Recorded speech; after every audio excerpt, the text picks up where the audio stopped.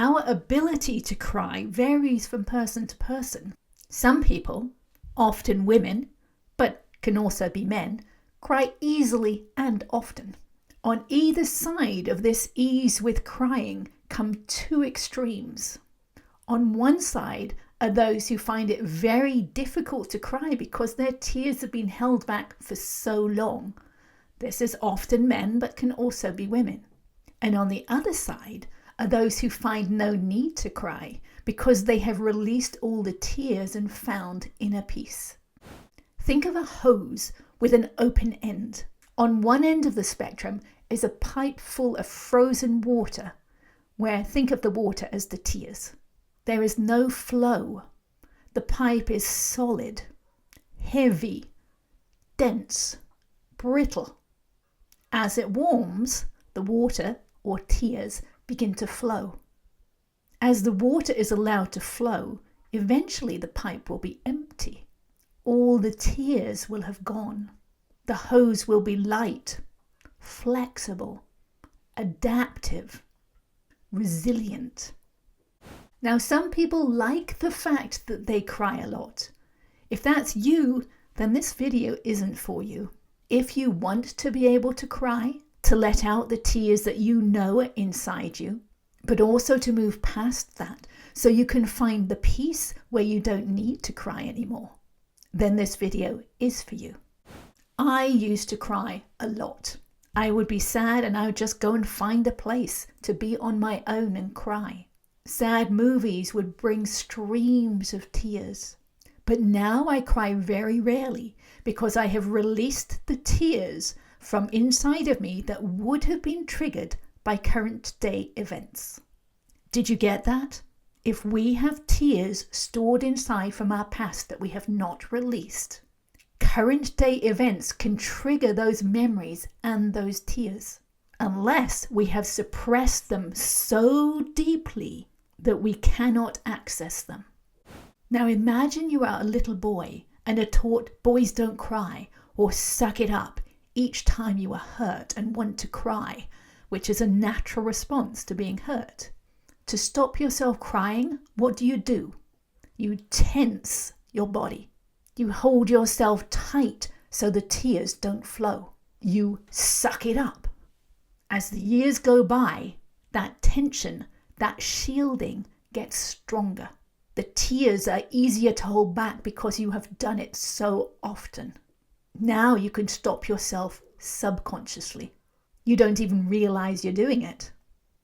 That is most men in our society today. But it doesn't have to be that way. What I have realized over my many years of working on myself and others is that those tears that were stored inside of us from childhood are still inside, and we can let them go and allow them to flow. But first we have to remove the many layers of protection that we have built up over those tears. Now, given that these tears are still inside, can you imagine the forces, the energy that we must be exerting, wasting to hold them in? When you were tensing your body to hold the tears in, you were tensing with your connective tissue, which pulls with a force of 2,000 pounds per square inch. That is a massive force. So releasing that shielding is going to take time and patience. But you will be releasing that energy so that your body can use it for other things, like healing. I share the steps to release the many layers of protection in my Inner Peace Masterclass up here. If you are coming to this work from a place where it's hard for you to cry, then it will take a lot more time working through your past to access the tears. But you will be releasing a lot of tension and reaping the benefits as you release those layers. If it's easy for you to cry, then you will be able to access them quickly. When you do, here's what to do. Now, just quickly, before we continue, remember that the memories and emotions are simply energy that is stuck inside your body. It doesn't seem that way because we are so entangled with the memories and the emotions, but it is. So you are essentially performing a science experiment, accessing the energy in your body to see how much you can release. So here's what to do. If you are tapping on a memory from the past using EFT, the technique I explain here, and you find yourself tearing up, then relax your body and allow the tears to flow. Harsh as it may sound, remember that it's a science experiment. Use the words that will keep the tears flowing. Maybe it's saying the hurtful words that you heard at the time over and over. Maybe you find the tears are starting to subside, but if you shift the wording slightly, they will resume. Now only keep doing this if you are up to it. It's intense work, and we often think the tears will never end, but they always do. Not all of us can take this on to begin with, so pace yourself. When your tears have dried up, soothe yourself. Acknowledge what a hard thing you just did. Well done. Drink some water and relax. You have shifted the energy in your body, and it needs time to reorganize. The next day, if you can, bring back the memory that brought up the tears yesterday. Are there still some tears there? If so, see if you can access them.